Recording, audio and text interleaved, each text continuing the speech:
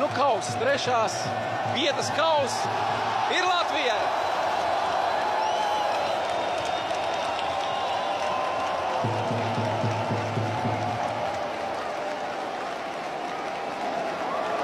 Respekts arī amerikāņiem, kur ir palikuši uz laukumu un godina arī Latvijas izlases spēlētājus, atsveicinājās, gaidīs arī himnas.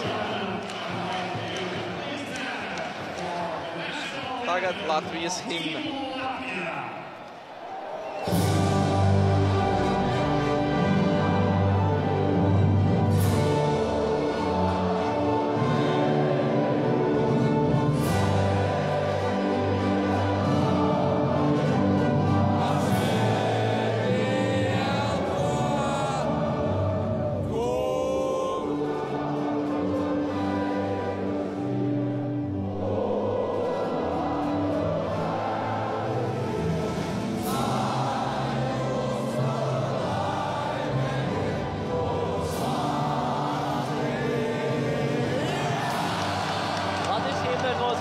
Un svinības var sākties.